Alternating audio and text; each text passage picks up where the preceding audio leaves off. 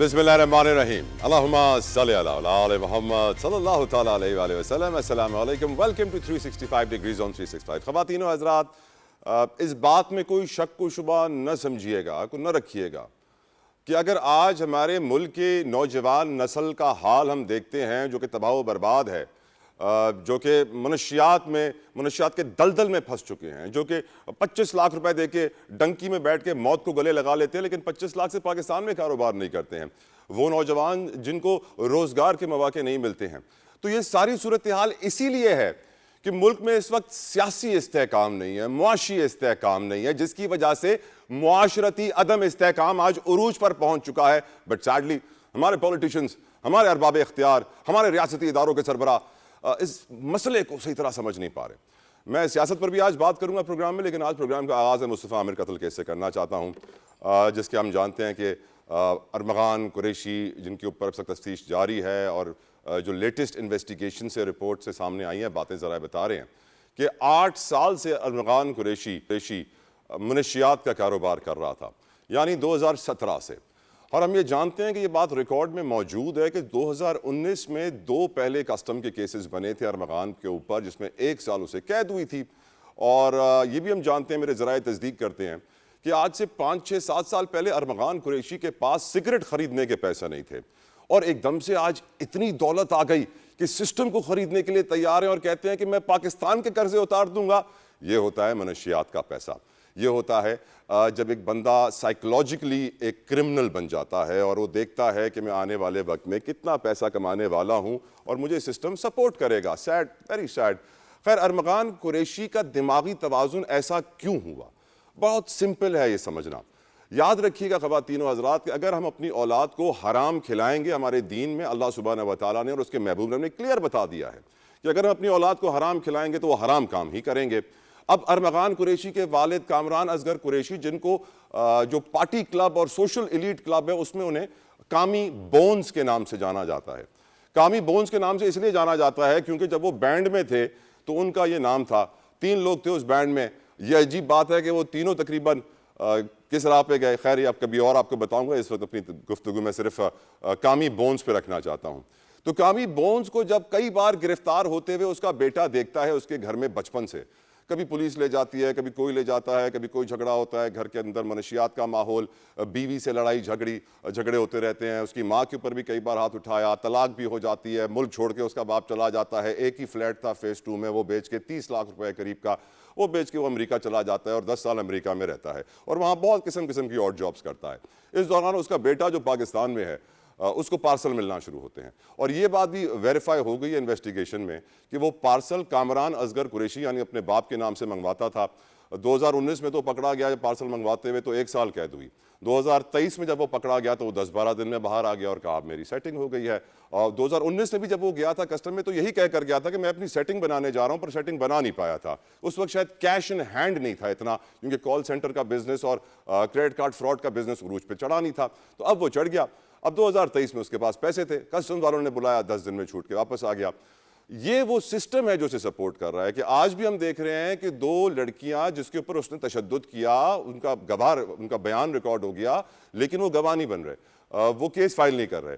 हमारी स्टेट उन्हें कह रही है कि अगर आपको केस फाइल करना है तो हम आपकी मदद करेंगे, लेकिन स्टेट खुद इतनी कमजोर है, खुद इतनी डरपोक है, खुद इतनी मुलव्विस है इस पूरे ड्रग्स के बिजनेस में कि वो खुद FIR नहीं काटेंगे। अब IG साहब को बुलाया है, सेनेट की काबीना की कमेटी, सेनेट की कायमा कमेटी बराए दाखिला में IG सिंध को बुलाया गया है। कल उनसे सवाल व जवाब होंगे। अल्लाह करे कि वो कुछ हकीकत कौम के सामने लेकर आएँ, क्योंकि अभी तक इन्वेस्टिगेशन जारी है और अभी तक काफ़ी सारी डिटेल्स आना बाकी हैं। क्योंकि इस केस के अंदर बहुत सारे एंगल से ऐसा लग रहा है कि कोई कामी बोन्स को सपोर्ट कर रहा है, कोई अरमगान कुरैशी को सपोर्ट कर रहा है।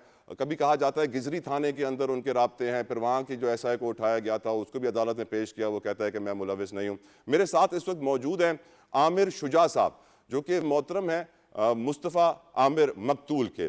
बहुत बहुत शुक्रिया आमिर शुजा साहब आपके कीमती वक्त के लिए। सर आमिर साहब, मैं वो वाहिद सहाफ़ी हूँ जिसने आके ये मीडिया को बताया है कि अरमगान कुरैशी एक 2nd जनरेशन ड्रग डीलर है। न सिर्फ ड्रग डीलर है, एक साइबर क्रिमिनल भी है और मर्डरर भी बन चुका है। और मैं समझता हूं कि इसके अंदर बड़ी जिम्मेदारी उसके वालिद की है, कामरान असगर कुरैशी, जो कि खुद एक बड़ा मशहूर मनशियात फरोश है और ख़ुद एक वो बदनाम ज़माना है। लेकिन सैडली क्योंकि उसको किसी सिस्टम ने पकड़ा नहीं, सज़ा नहीं दी, तो उसके बेटे को भी ऐसा ही लग रहा था कि मुझे कोई सज़ा नहीं देगा, मुझे कोई पकड़ नहीं सकता। और आज सबसे बड़ा कंसर्न यही है, इन्वेस्टिगेशन तो हो रही है, अल्लाह का शुक्र है मीडिया की वजह से, मीडिया की आवाज़ उठाने की वजह से, आपकी बेगम की वजह से जो एक्टिव रही पूरा वक्त किडनैपिंग केस के दौरान, और ये पूरी हाइप क्रिएट हो गई। शुजा साहब, आपकी नज़र में सिस्टम कैसे सपोर्ट कर रहा है अरमगान कुरैशी को इस वक्त भी?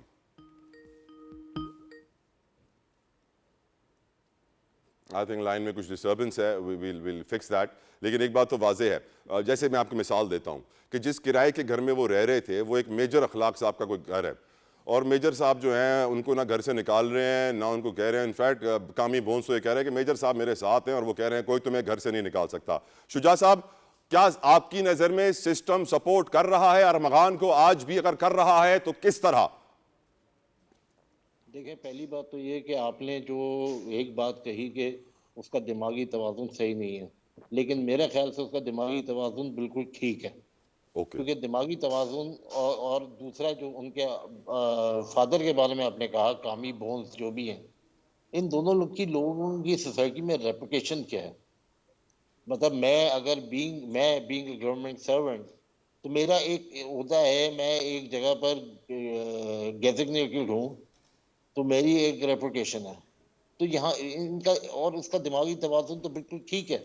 शुजा साहब, वैसे से दिमागी तवाज़ुन ठीक नहीं है। मैं ये नहीं कह रहा हूं कि वो मेंटली स्टेबल नहीं है, मैं ये कह रहा हूं कि वो क्रिमिनल माइंडेड है। एक ड्रग डीलर ने अपने बेटे को भी drug dealer, murderer, cyber criminal बनाया है, और वो एक क्रिमिनल माइंडेड बच्चा है जिसको यकीनन सजा मिलनी चाहिए। लेकिन आपको लगता है सजा मिलेगी? क्योंकि मेरे साथ शुजा साहब कल प्रोग्राम में 2 साबिक DGFIA थे, और मेरे साथ प्रोग्राम में कल SSP साहब थे रिटायर्ड, सब ने यही बोला कि उनको लग रहा है कि अरमगान छूट जाएगा। आपको लगता है सिस्टम उसको बचाएगा और छोड़ देगा? देखिए, इंशाअल्लाह ताला सिस्टम बचाएगा, नहीं बचाएगा, लेकिन हम आखिर तक लड़ेंगे इस चीज के लिए। देखिए, मुझे नहीं मालूम कि उन डीजी जो भी आपके साथ साहिबान बैठे हुए थे, उनके पर्सनल एक्सपीरियंसेस क्या थे, उनके केसेस के किस नौयत के थे। देखिए, मेरा केस तो क्लियर एंड कट है कि जी एक लड़का जो अरमगान साहब है, वो एक, मैं एज ए लेमैन, मैं अगर आपको पूरा एक स्टोरी नरेट करूं कि एक लड़का खैबान मोमिन के एक घर पे रहता है, वो मेरे बेटे को बुलाता है, ट्रैप करता है, वहाँ शिराज को भी बुलाता है, और ये दोनों लड़के उस पर तशद्दुद करते हैं, और उसको तशद्दुद करके उसको गाड़ी में डालते हैं, और उसी गाड़ी में डाल के बलूचिस्तान 200-250 किलोमीटर ले जाके और उसको वो आग लगा देते हैं। तो मुझे बताएं कि इससे बड़ा एविडेंस क्या होगा? क्या वो ऑटो पर गया है? क्या वो ऑटो रिमोट कंट्रोल के ऊपर गया है? वो कैसे गया है? उसको लेकर कौन गया है? तो पहले तो मुझे ये साबित करके बताया ना कि जी ये 2 लड़के ही थे जिन्होंने ये हरकत की है। साबित ना साबित करना, सिस्टम लड़ना या ना लड़ना, वो एक अलग बात है। लेकिन दिस इस वक्त तक की इन्वेस्टिगेशन से आप मुत्तमईन हैं? आपको लग रहा है सब चीज शफाफ हो रही है? कुछ लेटेस्ट अपडेट्स हैं तो प्लीज दीजिए शुजा साहब। सर देखें, लेटेस्ट अपडेट्स आज ही हमारे पास जो आई हैं कि इसका 5 दिन का रिमांड हुआ है, और सुना है कि आज तो CM साहब ने भी जो आला पुलिस के हुक्मरान थे उनको भी कॉल किया इस केस के सिलसिले में, और उसकी क्या रिपोर्ट आई है वो अभी सर मेरी इत्तलात के मुताबिक CM साहब के बॉस ने भी बहुत पहले फोन कर दिया था, जिसकी वजह से ये सारी एक्टिविटी हुई है। अगर वो फोन नहीं आती तो एक्टिविटी नहीं होती। लेकिन एट द सेम टाइम बहुत सारे लोग हैरान हैं शुजा साहब कि वो घर जिस पे इतना मुकाबला हुआ आज भी कामी बोन्स के पास है। उसके अंदर वो कीमती इमलाक की गाड़ियां हैं जो कि क्रिमिनल प्रोसीड्स हैं, क्राइम के जरिए पैसा कमाया गया, लेकिन पुलिस ने जब्त नहीं की। घर सील कर देती है बाद में पुलिस। कामी साहब जो हैं वो सीढ़ियां लगा के घर के अंदर बाहर जा रहे हैं। ये क्यों? आपको लग रहा है कि आप पाब्लो एस्कोबार समझ रहे हैं अपने आप को? देखें, मुझे तो यही लगता है कि पाब्लो एस्कोबार ही समझ रहे हैं अपने आप को। देखें, एक बड़ा सिंपल सी चीज़ है कि मैं तो फिल्म इंग्लिश फिल्में भी देखता है और ये नेटफ्लिक्स की सीरीज भी देखते हैं। जिस घर के अंदर इस तरह का कोई इंसिडेंट होता है, उस घर को फौरन सील कर दिया जाता है, और कोई nobody is allowed to go inside, क्योंकि ताकि कोई भी एविडेंस कैंपर ना हो। लेकिन जिस कंफर्टेबल तरीके से इनको घर दे दिया गया, सॉरी ये क्वेश्चन राइज होता है कि कितने क्यों, पैसों की कैसे, ऑफर हुई है शुजा साहब अभी तक किसको? आपको, कामी बोन्स की तरफ से? Not a single penny sir, वो तो नॉट ए कह रहे हैं सिंगल मैं कॉम्पनसेट करने को तैयार हूं, उनकी वालदा को ऑफर नहीं की उन्होंने, वो बातें कर रहे हैं वो। Penny. I will split on his face even if he says this. बिल्कुल ठीक। अच्छा ये बताइए कि आपसे आज भी कुछ इन्वेस्टिगेटर्स अभी मिलने आए हुए थे, मुझे मालूम पड़ा आपके घर आपसे मिलने अभी आए थे। बहुत ज़रूरी है ये समझना सर कि रूट कॉज क्या है। हम जानते हैं कि नौजवान बहुत बड़ी तादाद में ड्रग्स में फंस गए हैं, इस तरह के लड़के, क्योंकि अरमगान का मैंने जब शुजा साहब बैकग्राउंड चेक किया हुआ है, क्योंकि मैं बहुत लोगों को जानता हूं जो इनके साथ होते थे, तो वो बताते हैं कि 6 साल पहले अरमगान के पास सिगरेट खरीदने के पैसे नहीं थे। वो 2019 में जो 1 साल उनको काटनी पड़ी थी कस्टम से जो पकड़े गए थे, वो इसीलिए कि पैसे नहीं थे उस वक्त। 2023 में 10 दिन में इसलिए निकल आया कि अब पैसे थे। अब लड़का एक 5-6 साल में इतना पैसा बना लेता है, मर्डरर बन जाता है, साइबर क्रिमिनल है, ड्रग डीलर है। सर हमारी यूथ बहुत ज़्यादा इस वक्त बुरे कामों में है, specially middle class, elite class, defence Clifton के लोग। मैंने एक सवाल आपकी वाइफ से किया था, वो मुझसे नाराज़ हो गई थी। मैंने उनसे पूछा था, madam with all due respect, मैं आपके साथ हूँ, all my sympathies are with you कि आप लोग के बेटे के साथ जो हुआ गलत हुआ, जुल्म हुआ, लेकिन एंड ऑफ द डे हमारे भी बच्चे हैं सर। हमें भी डर लगता है कि कहीं कोई और अरमगान आके हमारे बच्चों को ना इस तरह गोली मार दे, इस तरह जला दे, कुछ भी पॉसिबल है।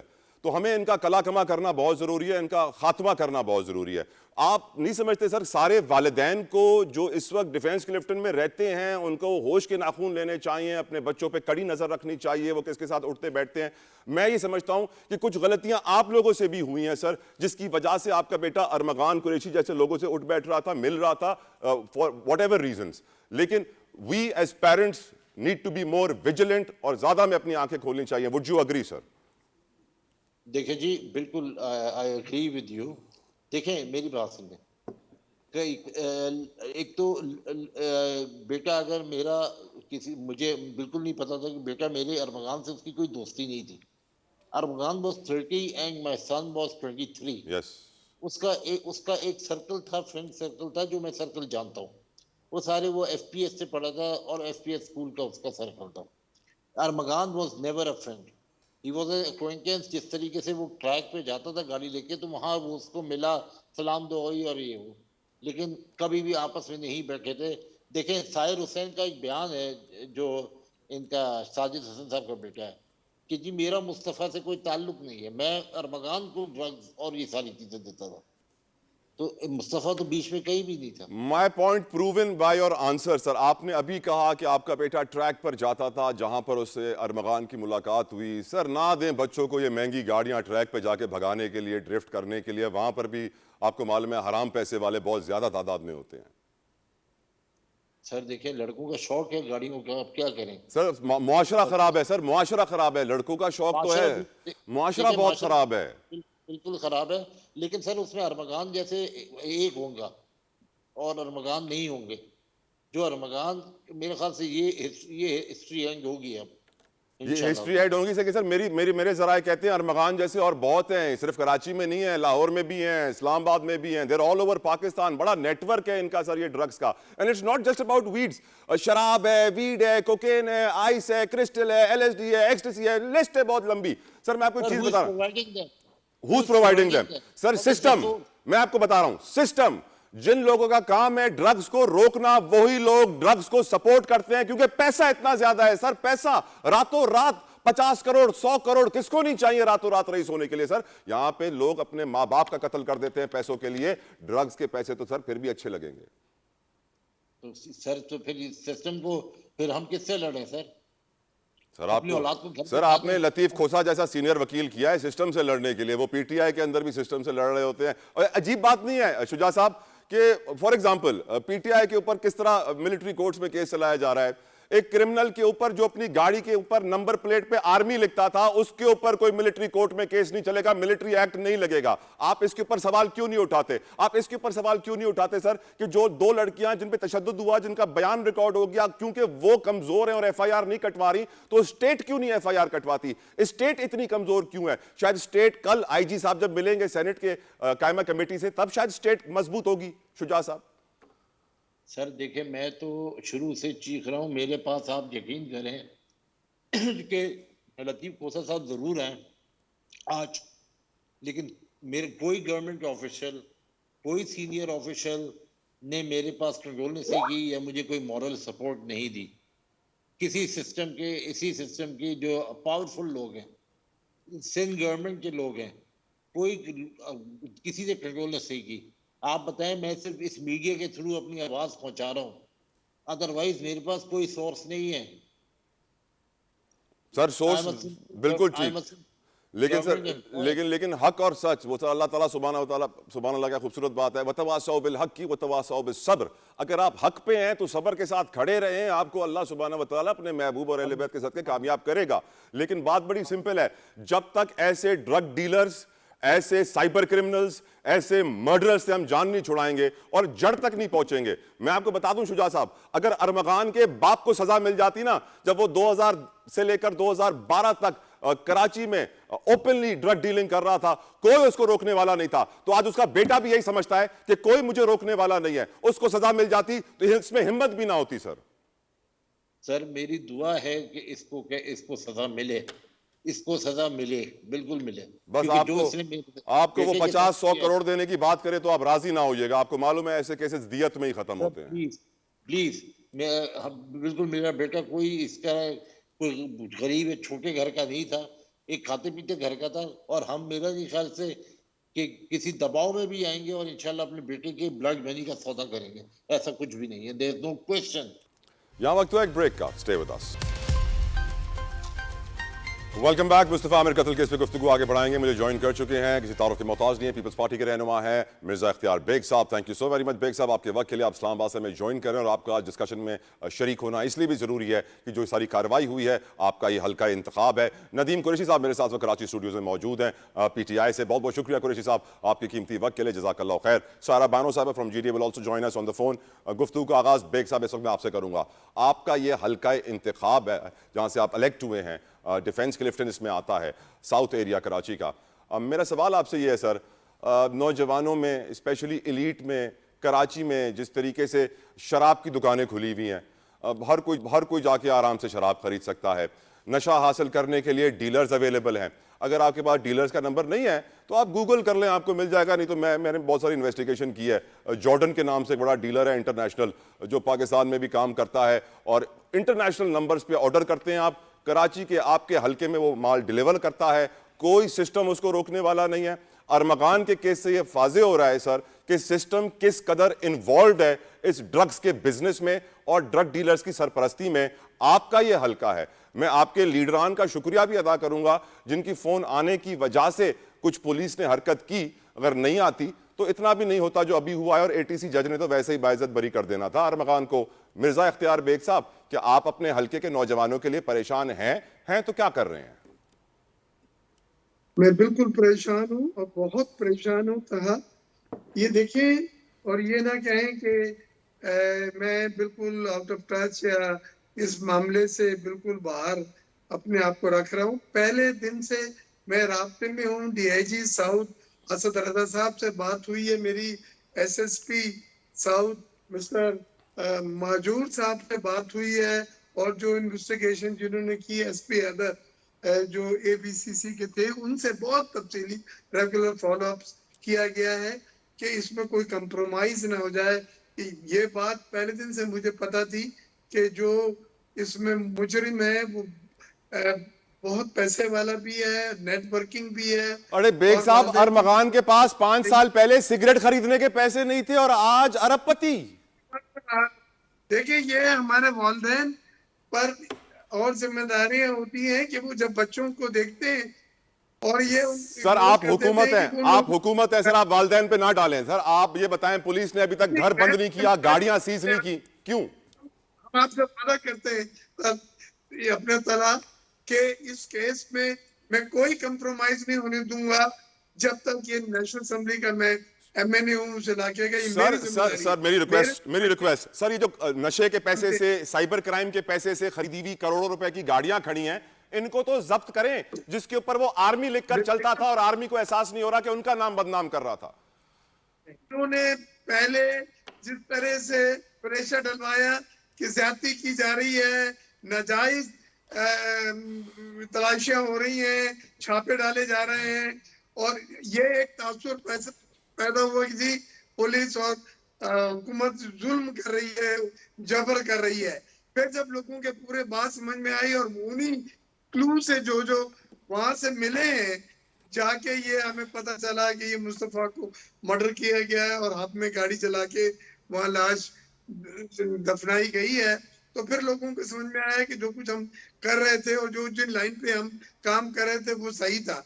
देखिए, मैं सिर्फ एक बात कहता हूँ कि ये डिफेंस और क्लिफ्टन का मेरा जो हल्का है, ये पॉश इलाका भी है और कच्ची आबादियां भी हैं। सर कच्ची यानी आबादियां कम है, यहाँ श्रीनगर- सारे ब्यूरोक्रेट्स हैं, सारे पॉलिटिशियंस हैं, रिटायर्ड फौजी हैं, सिर्फ रईस लोग रहते हैं डीएचए क्लिफ्टन में। कच्ची आबादियों को तो आप ब्लेम कर दें भले, क्योंकि नहीं, मैं ये कहना चाह रहा हूँ कि यहाँ पे जहाँ पैसा है उसी के साथ में भूख भी है। जहाँ पे गुर्बत है तो ये बड़ी एक इंटरेस्टिंग सिचुएशन है कि आपकी सप्लाई उन पोरस जगहों से हो सकती है, सर होती सर है। सर सर मैं आपको बता दूं, जो कोकेन की सारी डिलीवरियां होती है ना कराची में सर, 90% फेज 8 में होती हैं। वहां कोई कच्ची आबादी नहीं है। डीएचए के फेज 8 में मैं रहता हूं, मुझे मालूम है। जी जी जी, डीसी साहब को मैं अमल कराऊंगा कि ये चाय के जो रेस्टोरेंट हैं, ये जो 12 बजे के बाद खुलते हैं और वहां पे शीशे के साथ जो सर लोग पैसे बैठते लेते हैं उन रेस्टोरेंट से पुलिस वाले। आप तब तो कुछ नहीं बोलते थे, आज बच्चा मर गया है तो सर आप बोल रहे हैं। Sir not fair. वो ये डिलीवरीज होती हैं वहां से। बेग साहब, बेग साहब ये आपका हल्का है, आपके लोग आपको दोबारा वोट नहीं देंगे अगर आपने इस मेस को क्लीन नहीं किया, ये मैं आपको बता दूं सर। कहा कि ये इंशाल्लाह हम इसमें हतमी नतीजे पे पहुंचेंगे।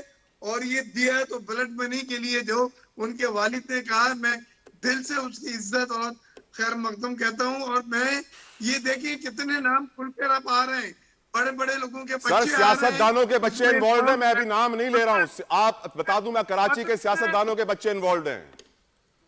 हाँ, पेरेंट्स को पता है कि उनके बच्चे किस चीज में इन्वॉल्व है, ये ना कहें कि उनको नहीं पता। बिल्कुल ठीक है सर। मुझे तो डर उस दिन से है, मुझे डर उस दिन से है कि वो डेटा ना लीक हो जाए कि सियासतदान किस किस चीज में इन्वॉल्व हैं, जो अरकान असेंबली भी बने हुए हैं, जो अपने आप को सादिक और अमीन भी कहते हैं। I will come back to you Baig साहब, I will come back to you Baig साहब। मैं आपको ऑफर कर रहा हूँ, आप मेरे बेटे की तरह उमेर के दोस्त हैं, कि मेरे टेस्ट लें आप।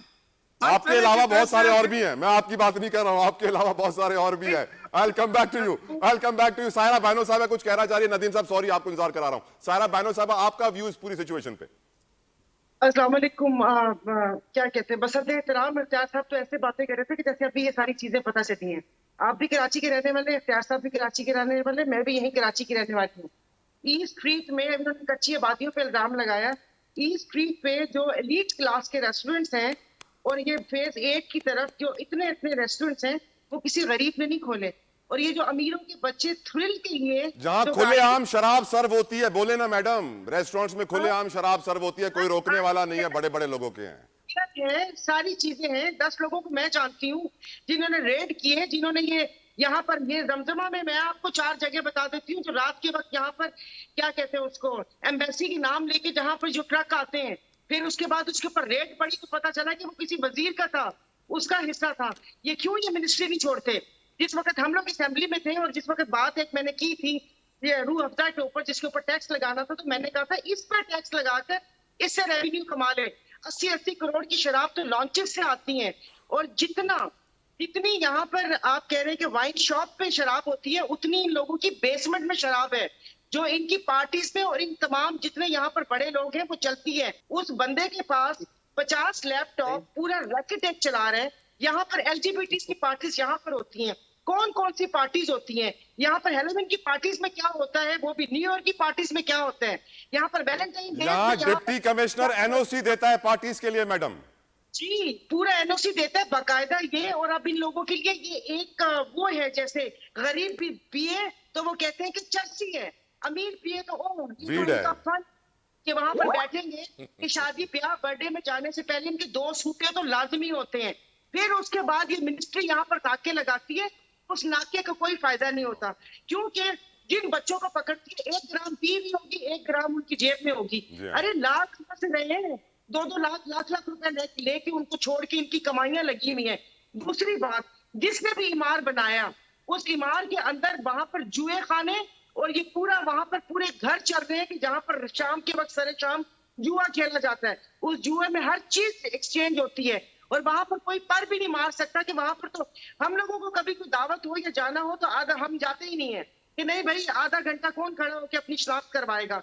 जब आप इतनी महफूज जगह देंगे लोगों को और वहां पर मैं बताऊं कि किन किन के बच्चों के वहां पर अपार्टमेंट्स हैं, किन किन्हों ने किसी पार्टीज के लिए और इन पार्टीज के लिए रखा हुआ है, किस किस ने बहरिया टाउन को क्या कहते हैं, हाँ जी बहरिया टाउन कराची में वहां पर जो फार्म हाउसेज और बंगले वहां पर क्या होता है। आप लोग तो सब ऐसे कह रहे हैं जैसे कि किस तरह अभी पता चला, पता ही नहीं और था सब किसी को। अभी खुली हैं। बिल्कुल बड़े ठीक। से बड़ा सियासतदान की हम लोग जहां पर देखते हैं इनको कि जो कल को 2 कमरे में बैठे थे, जो मुर्गी खाने के ऊपर अपार्टमेंट में रहते थे, आज उनके 2-2 हजार गज के 4-4 हजार घर के यहाँ पर इनके फार्म हाउसेज वो हैं पूरा। वेल आप मुझे सेड मैडम, वेल सेड। नहीं, आपने नहीं, मेरे दिल की आवाज बन गई आप। बहुत शुक्रिया। मैं आपको करीब है, आप जिला ठाकर की तरफ चले जाए, वहां पर जो सफीना है वो सफीना बॉर्डर से स्मगल होकर आती है। बॉर्डर पे कौन खड़ा है? बॉर्डर पे जतोई साहब खड़े हैं, सायरा बानो खड़ी है, Yes. बेग साहब खड़े हैं, कौन खड़ा है? और वहां पर बिल्कुल ठीक। कच्ची सड़क, वहां पर आइस इनकी नाक के नीचे से हो रहा है। एक बयान देंगे और जब ये आग, और आपको पता है ये आग इनके घरों में भी पहुंची हुई है। सबके 2 घरों में। गुजरा है, बच्चों का इलाज चल रहा है, उनके इलाज चल रहे हैं, लेकिन बताते मैडम नहीं आपको है। मैं बताना चाहूंगा, इसी शहर का एक डिप्टी कमिश्नर था जो आइस करते हुए 80% जल गया था क्योंकि उसके सामने पड़ा सिलेंडर फटा, तो फिर उसका सरकारी खर्चे पे इलाज कराया गया दुबई में, लेकिन वो बच ना सका। मैं उसका नाम नहीं लेना चाहूंगा, लेकिन टैक्स पेयर के पैसे से एक ड्रग एडिक्ट ब्यूरोक्रेट का इलाज हम कराने वाले हैं। हम वो कौम है। नदीम साहब मेरे साथ कराची स्टूडियो में बड़े सब्र से मुजाहरा कर रहे हैं। आई एम ग्रेटफुल नदीम साहब, आपने सब्र का मुजाहरा किया। इस पूरे इशू पे आपने सब सुना, क्या कहेंगे नदीम साहब? बिस्मिल्लाहिर्रहमानिर्रहीम। बहुत शुक्रिया जतोई साहब। सबसे पहले तो मैं आपको भी और 365 को भी अखराज तहसीन पेश करूंगा कि एक और नकाब कुशाई इस पूरे निज़ाम की आपके हाथ से हुई।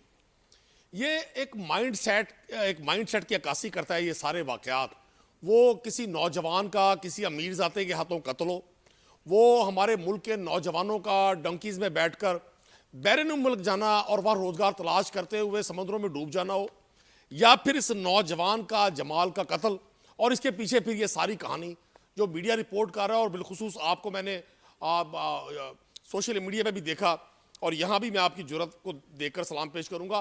देखिए, हम बुनियादी तौर पे एक ऐसी रियासत के ज़ेर तहत ज़िंदगी बसर कर रहे हैं जहाँ रियासत की तरजीहात क्रिमिनल्स के लिए और हैं यस, और ताकतवर के लिए और है, कमज़ोर और गरीब के लिए और है।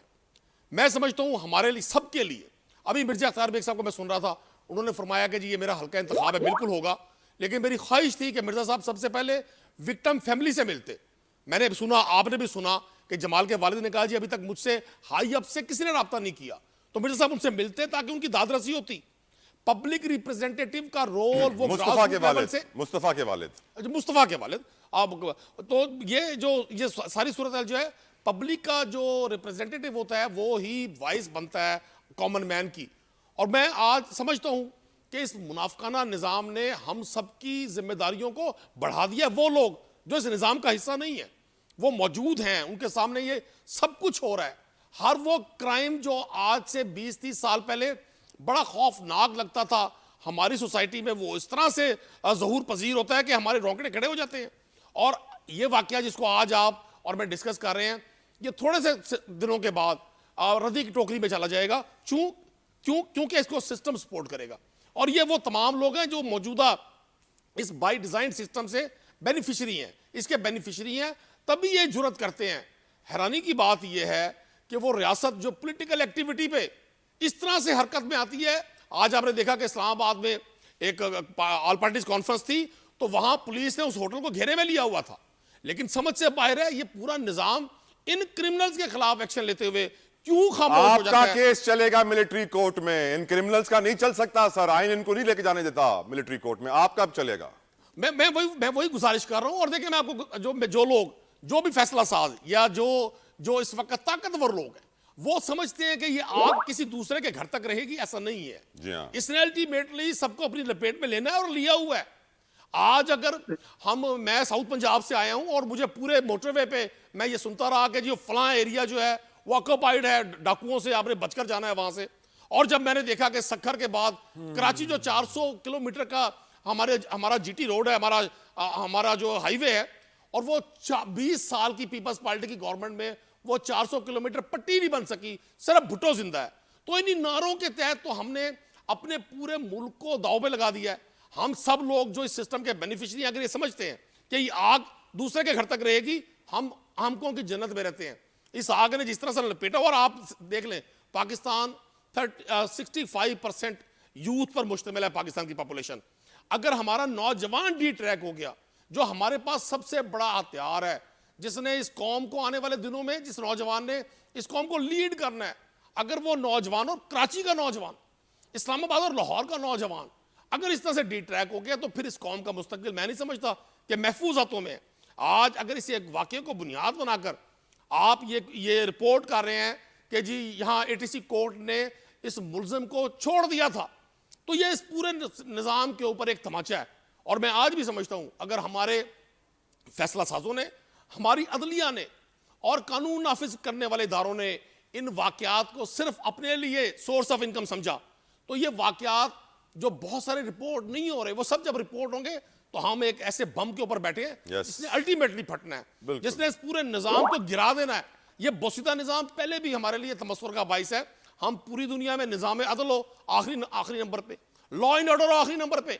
आज जब मेरे घर न्यूज़पेपर आया, मैं सुबह यहाँ कराची में था, मेरे ऑफिस में जहां मैं ठहरा हुआ था, तो 60 सफ़ात का एक सूबाई गवर्नमेंट का जो वो उसके तरक्की के 1 साल के कारनामे उसमें साथ लगे हुए थे।